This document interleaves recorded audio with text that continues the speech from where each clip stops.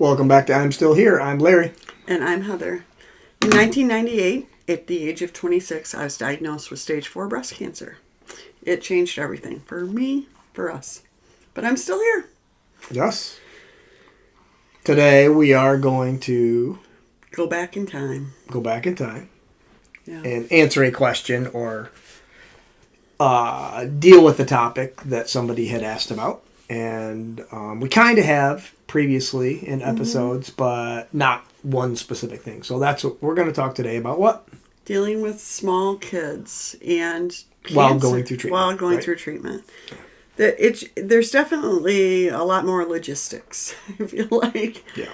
You know, we are now empty nesters, and we have quickly realized that it's a lot easier when there's no who's going to do this kind of thing, right? Mm-hmm. Like if I was doing treatment right now, it would be, I think, significantly different. And just the kind of the mental load of that too, right? So there's a lot of different variables that we can't really speak to. Sure. I mean, how many kids do you have? How old are they? How old are you? How, right. These things are definitely variable. What's the span of the age of your kids? Do you have a kid that's old enough to take care of other kids or right. not? There's lot. There's so many things. What's your job necessity like? Yeah. And the age of the kids. Do you live near your parents? Oh my Lord. There's so many things. Right. But we can talk to you about what we did and what people around us did. Yeah. So the first thing that I was thinking about was it was sort of all hands on deck in terms of fortunately, both of our parents were not living right by us, but they were capable of traveling, and we were doing treatment closer to where they were. So we had two sets of grandparents that were able to help out with a lot of things. I think they were all. My parents were definitely working. I'm not sure if yours were at the time. I don't think so. I think they were retired.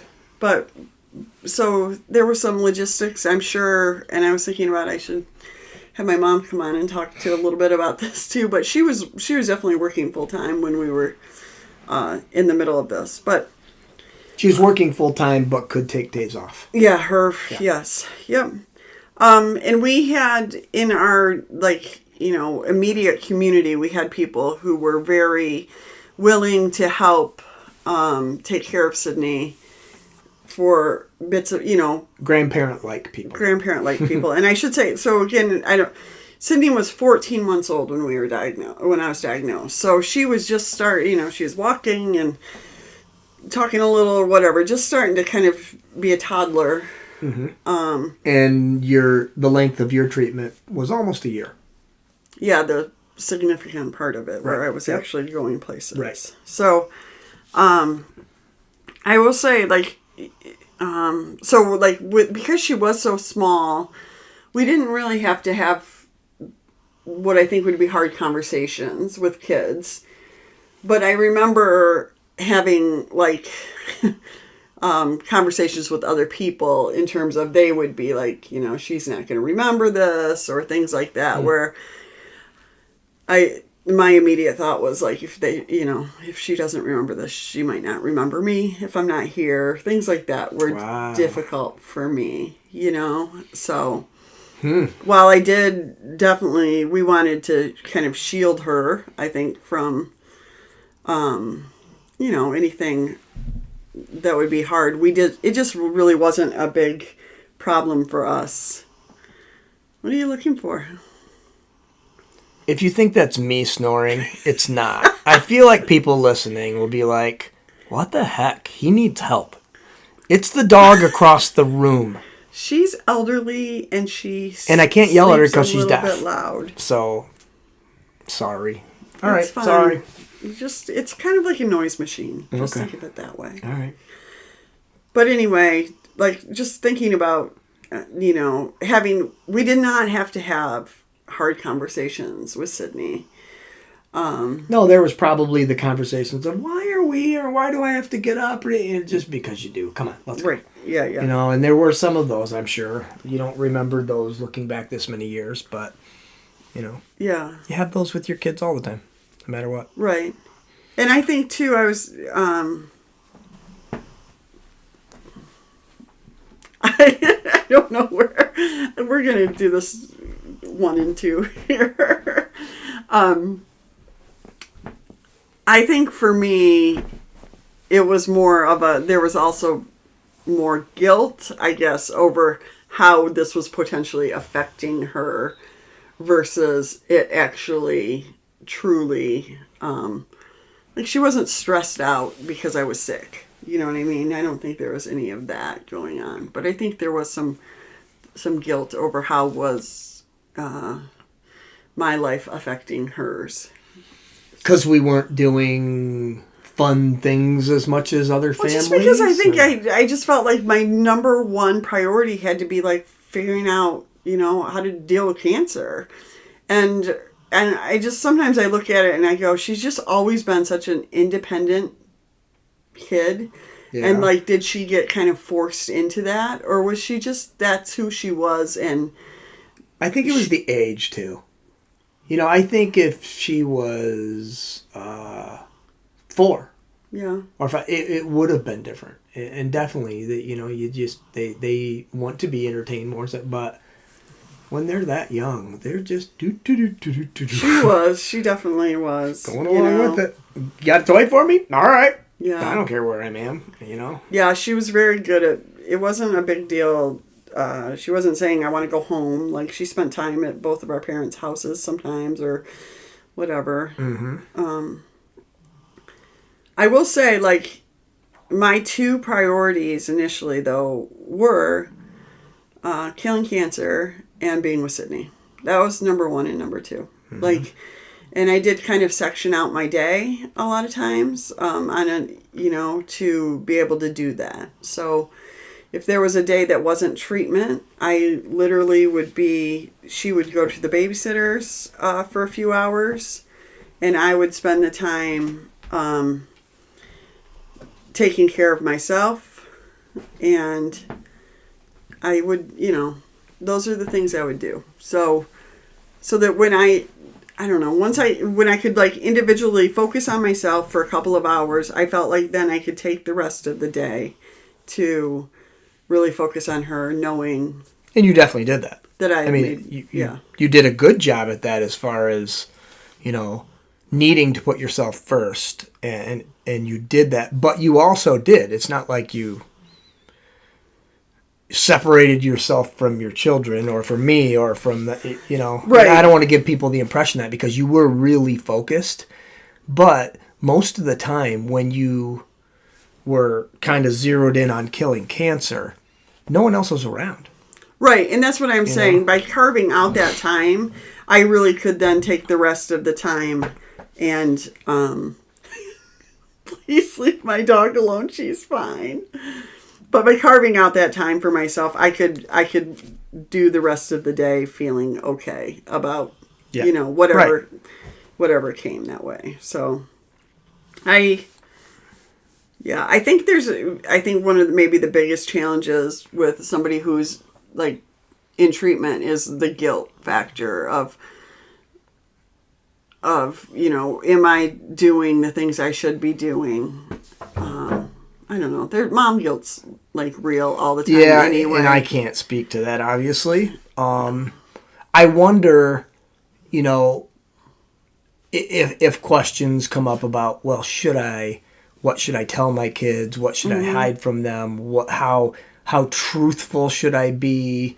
What should I include my kids in? Should I take them to treatment? Should I not? I gotta believe those questions. Mm-hmm. But don't you think? I mean, the age of the kid. I think all of it is age of kid. How you project on the whole situation, how they handle things. I mean, like Ty went to treatment with me. But it was also a treatment that was really a maintenance type of thing. I knew I wasn't ever going to get sick when I was there. It was a small center that he literally could kind of toddle around. Like I was probably 3, 4, 5 when he was doing that, right before he started kindergarten. So yeah, there are a lot of things that play into that. Some kids are going to ask a lot more questions. Some kids, I do feel like, are going to want more of an answer. And I think it's really, you have to decide don't want to say how truthful you're going to be, but how you're going to paint it in terms of, I don't know. I agree. And I think this is true whether you're talking about sex with kids or whether you're talking about anything. I say you don't lie, but can you change some words and still be factual? Yes. Yeah. And I think that's the case about cancer too. Is trying to describe what cancer is to a little kid is not an easy thing. It's Right. not. It's hard to explain to an adult. Right. You know, we're talking about something microscopic inside of your body, dividing at a rapid rate. Yeah. You can't. It's hard to get a mental picture of that. Sure. So for a kid, just mommy or daddy's sick. Yeah. Can probably just do, as long as you're not freaking them out, because they get sick too. Yeah, and I think it's like, when I think about it now, it's more, I understand you're worried, or I don't need you, you don't need to worry about this, or something to help them not be fretting about things. Honestly, I just thought about too, like, it's not all that different than being like financially stressed. Kids, I get it, kids pick up on things. Yeah. So when they're picking up on things, I think it does need to be addressed, but it doesn't mean you tell them we're broke, we are not going to make it. You know what I mean? You tell them, yep, we're gonna whatever, we're gonna eat in, or we're gonna do these things. You kind of bring them on board a little bit. But I don't think you've shared all with them. I don't know. I don't either. I don't remember hiding anything from Sydney as far as where we were going or what we were doing. Nope. But we didn't. We it was also just going to get some medicine, or but we'd say we're going to see the doctor or whatever like that. We would never do it in an, it would never be a scary. Mom's got to stay in the hospital for a while. Yeah, mom's. She didn't care. Okay. Yeah. But that at different age, I think at 4 that might have been different. At 5 that might have been different. You know, 7 even. Yeah. You start getting, and now they're processing and wondering and thinking. She didn't do a lot of wondering at that age. No, for sure not. But I think that changes how you handle it as a parent. And, and we don't know the ages of the kids out there. That the moms and dads listening to this. Yeah. I'm trying to caution everything I say with, but your situation could be way different. Yeah, I get that. I agree with that. I do think, though, that there is a certain amount of, I think we worry, like if a child asks a question that they want the answer to, they truly, a lot of times, just want an answer. They don't necessarily, we read so much more into things sometimes as adults than kids. Why are you losing your hair? It just means, like, maybe it is just because of the medicine I'm on. Did she ever ask? No, I do remember her saying that I was bald. And that was like, okay. Not the most inquisitive kid you had. Oh my gosh. Oh my gosh, you turned out fine. Yeah. But, I mean, there's a lot to it. I think that sometimes, again, for me, I just think about, I was probably processing a lot more of it than what it was really impacting her. No doubt. We always make that mistake, no matter what it is. We think they're going to just do it. And that's not ever... that's probably my best therapist advice in the last year. And again, this wasn't talking about young children, but talking about, a parent-child thing was like, they're not thinking about you. And I'm like, oh, wait a second. But I spend all of my time thinking about them, So it just to realize that it isn't reciprocal in the same way, There's very true. There's so much love between, parents and kids and whatever. But the thought process is very different, right? So, and while, I remember it just broke my heart that we had to teach Sydney how to climb in and out of her crib. That just was like a dagger. Why? Because you were mean? You should probably tell them why, and not just Well, say because that. because I had a double mastectomy and I had a 10-pound weight restriction and a 22-pound daughter or whatever. And I wasn't around all the time. And you weren't Yeah. around all the time. So, I mean, the fact was when she woke up from a nap or in the morning or whatever, she needed to get out of bed. That's one of those things as parents, you go, oh, crap. Yeah. What are we going to do? Yeah. In an afternoon, you go, I guess we can do this. Yeah. And it's kind of like, you just figure And it she out. thought it was pretty funny. Yeah. Like, she thought it was pretty cool to do that. And those are the things, too, that I think we get overwhelmed with. And it's like, no, there's probably a solution to this. Or do I really have to do it this way? Or, I think all of those challenges that we navigated early on helped us. And not just like with small kids, but I think about like with you working and me going through treatment, there was a time, I think it was mostly during radiation, where I would wake up in the morning feeling really like wonky. And like and I remember just, at first I almost passed out one of the days, or I did pass out or something, but then we just realized that, if you just put a glass of juice by the bed before you leave, and I get up a little slower and drink that, we're okay. It didn't mean that I needed somebody with me. It just meant that we had to think about what the actual issue was and how we could address that, right? So I was talking to somebody just this last week that had a family member recently diagnosed with cancer, and they were asking me about like food trains and all of those kind of, or what are they called now, where the meal trains, they bring over meals and do all of that kind of stuff. And if I thought that was helpful, and I just said, again, for me, it was a long time ago, but it wouldn't have been super helpful to me to have food brought over, because I mean, like, I don't know, we live in the Midwest, let's face it, like the stuff people bring is not healthy. It's comfort food almost 100% of the time, right? So, now in the beginning, people did bring food, but it was basically for me. Yeah. And that's what I said too, was like, so we did make a separation between, gift cards or things like that, which now you Uber Eats and DoorDash if you're in a bigger place and all that kind of stuff for my family. And then I could really focus on feeding myself, in a healthy diet. Very specific food because of the specific cancer. Yeah. And even there, now there's so many like meal programs and things like that I think you could get pretty healthy, nutritious meals probably delivered to your door. But I would just challenge people to think about it that way. Not so much like the comfort food thing.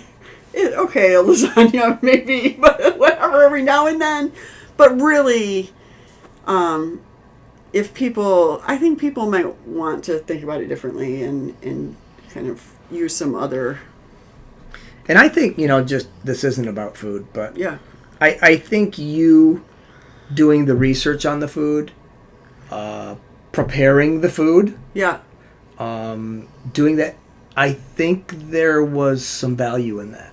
I agree. Not the work part, but this is what I'm doing, and this is how much, and now I'm going to bring it into my body, and I know this is what it's doing. There was that mental side of killing cancer in that. Yeah, it was super empowering to me, and this is what we have kind of talked about with, like, for me, it felt like it wasn't me waiting around for the next treatment to hopefully kill some cancer then. It was every day, what can I do, right? This is and the you whole were sacrificing.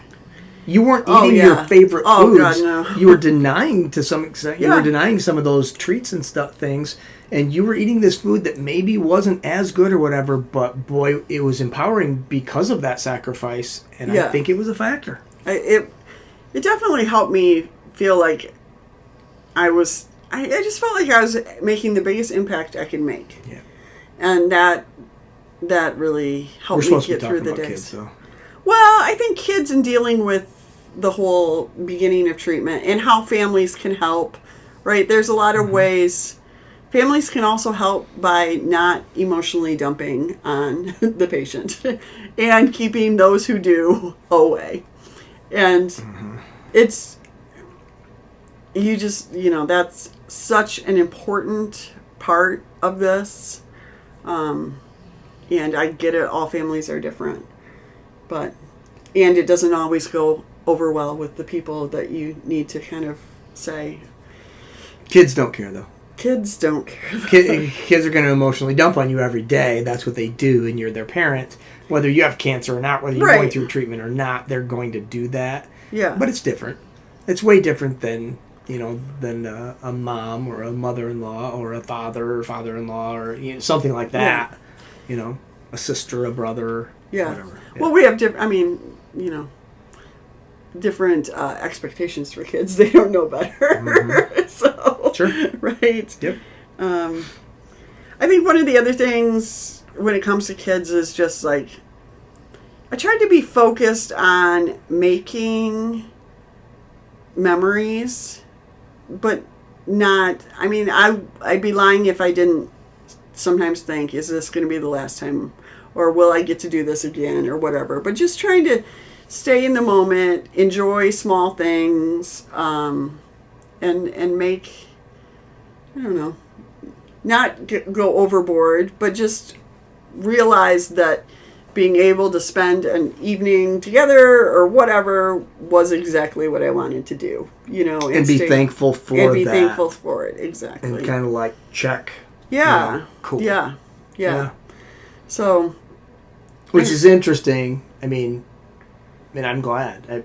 But I was in that same moment and I didn't. Yeah. Because I didn't have cancer. Yeah. Even though I was a part of this process and doing anything I could, it is different when you are the one. Yeah. We did not go through the same things at all. Yeah. Even though I was at the same place, same time, same universe. Yeah. It's different. That's why I can't speak to these things. Yeah. I don't know. It's so interesting to hear that. And that's where ultimately it takes you back to like, it is an individual journey. Mm-hmm. And that's why as a patient, you have to listen to your own intuition. You can absolutely get input from other people, but it's your path. It's your kids. And your kids. Yes. You're listening to this right now, and it's okay to go, ooh, no. Do what's right for do what and if you're thinking that, right. You're probably right. You are right. Yeah. I will very much say that. People have no problem weighing in on what you should do. People thought that I should spend every waking minute with my daughter. Yeah.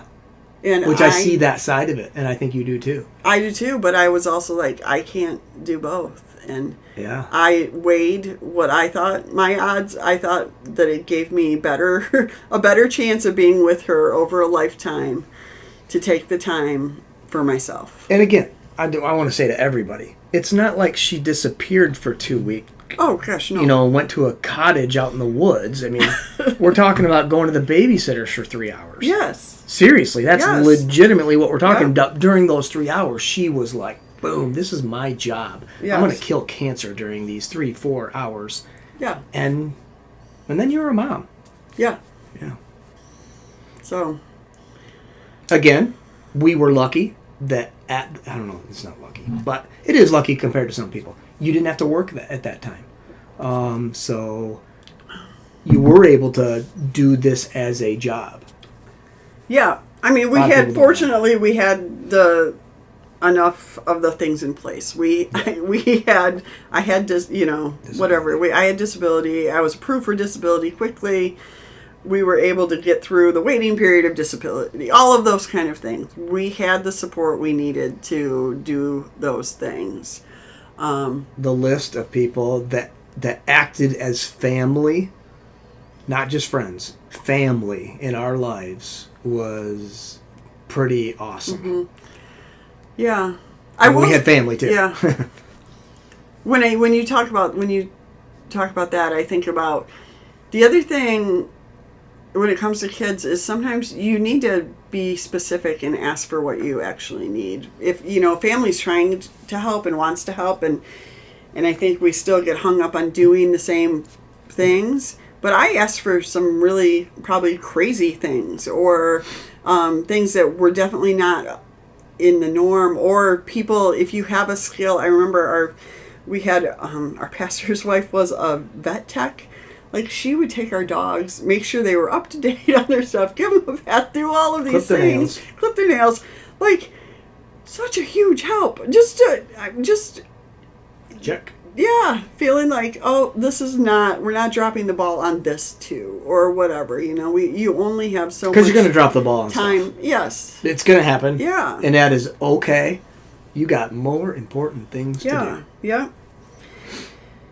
I don't know. It's not easy, but it's doable, and I think it does give you the perspective of, this is valuable time, like with my kids, and I want to make the most of it. Doesn't mean over the top stuff. In fact, most often it means the very little stuff, I think. But be in the moment. But be in the moment. Yep. Yeah. And really, I mean, you got to fight with that brain in terms of, nope, no negativity. Yeah. Here. Literally, it's thankful attitude. Yes. And just, yeah, it's not easy. No. And it's not talked about, I don't think, in the way that it should be, but it's a good topic, though. It is a good topic. I will, I also just, kids are resilient. They are, and they, sometimes they're the ones that bring a perspective to you that you just go, oh, okay. For sure. So, and when we've had our kids on this and they don't remember much. You is Sydney Lessenthal. Yeah. We thought we were going to have this podcast and talk all the things, and they were like, "Nah, we don't remember anything." Oh, great podcast, awesome. So yeah, you can skip those. Stop it. Okay. All right. Well, anything else with that? I don't think so, but we do appreciate... I have one thing. Okay. If you're listening on Spotify or whatever, I think a lot of people don't know we are on YouTube too. You post these on YouTube too. Yeah, you just missed Ty's music because I'm not very techie and I can't do that. But if people did want to check out either, yeah. Then you get the whole. You might get to actually see Ivy's face. And I make faces too, a lot. Yeah. All right. So. All right. Good game. All right. Good thing you're still here. Yeah. I covered it for you. Hit it, Ty.